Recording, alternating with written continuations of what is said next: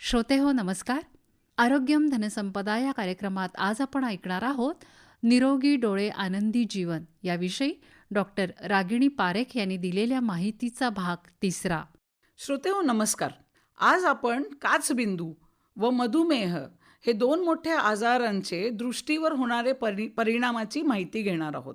काचबिंदू आणि मोतीबिंदू या दोघांमध्ये फरक आहे. काचबिंदू म्हणजे डोळ्याचा प्रेशर वाढणे आणि जेणेकरून डोळ्याची नसवर असर होऊन दृष्टी जाऊ शकते. ह्या आजाराचे काहीही लक्षण नसतात. दृष्टी जाईपर्यंत रुग्णांना काहीच माहिती होत नाही. त्यामुळे डॉक्टरांकडे वेळोवेळी डोळे तपासणे हे गरजेचं आहे. 40 वर्षांनंतर याचे लक्षणं दिसतात आणि यात हळूहळू साईडची दृष्टी जाते आणि शेवटी अंधत्व येते. लहान शहरात किंवा मोठ्या शहरात सुद्धा कुठलेही नेत्रतज्ञ याचं डायग्नोसिस करू शकतात आणि त्यामुळे डोळे तपासणं गरजेचं आहे. डोळे तपासण्यासाठी नेत्रतज्ञाकडे जाणं गरजेचं आहे. या आजारावर ड्रॉप्सनी आपण मात करू शकतो. जर कंट्रोल झालं नाही तरच शस्त्रक्रिया गरजेची आहेत, पण याचाच अंधत्व निश्चित आहे जर आपण ट्रीटमेंट केली नाही. त्यामुळे वेळोवेळी डोळे तपासणं गरजेचं आहे. आजच्या बदलत्या जीवनशैलीमुळे आपण बघतो की अनेक रुग्णांना मधुमेह व रक्तदाब म्हणजे डायबिटीज व ब्लड प्रेशर असे आजार आहेत. मधुमेह म्हणजे साखर वाढणे. या आजारामुळे डोळे, हृदय, किडनीवर परिणाम होऊ शकतो. डोळे जाऊ शकतात. त्यामुळे या आजारावर नियंत्रण ठेवणं गरजेचं आहे. गोळ्या किंवा इन्सुलिनचे इंजेक्शन, व्यायाम आणि पथ्य या तिघांच्या समन्वयाने आपण मधुमेहावर नियंत्रण ठेवू शकतो. 8 किंवा 10 वर्षानंतर वर्षातनं एकदा डोळे तपासणं गरजेचं आहे.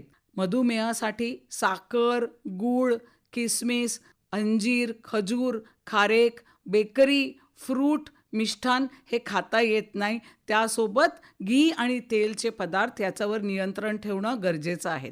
मधुमेहामुळे मोतीबिंदू लवकर होतो. अशा रुग्णांना काचबिंदूही होऊ शकतो. मधुमेहामुळे पडद्यात रक्तस्राव होऊन पडद्या सरकू शकतो, पण याचं निदान लहान गावी सुद्धा होऊ शकते.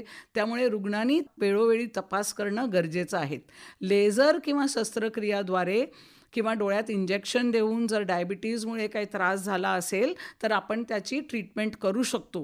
पण ह्या सगळ्या खर्चिक ट्रीटमेंट न करत आपण जर हे होऊच दिलं नाही किंवा जर आपण मधुमेहावर नियंत्रण ठेवला तर आपण हे सगळं टाळू शकतो.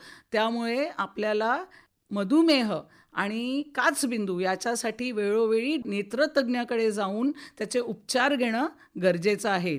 मधुमेह आणि काचबिंदू असे आजार टाळण्यासाठी साधी जीवनशैली व साधा आहार याकडं वळणं फार गरजेचं आहे. श्रोते हो, उद्याच्या भागात याविषयी चर्चा करूया, जेणेकरून आपल्या नेत्राचं आरोग्य आपण चांगलं ठेवू शकतो. श्रोते हो, आत्ताच आपण निरोगी डोळे आनंदी जीवन याविषयी डॉक्टर रागिणी पारेख यांनी दिलेल्या माहितीचा भाग 3 ऐकलात. उद्याच्या भागात ऐकूया याच माहितीचा भाग 4 आणि शेवटचा. या कार्यक्रमासाठी निर्मिती सहाय्य केलं होतं सुचेता गरुडे यांनी आणि या कार्यक्रमाचे सादरकर्ते राजकुमार भारती.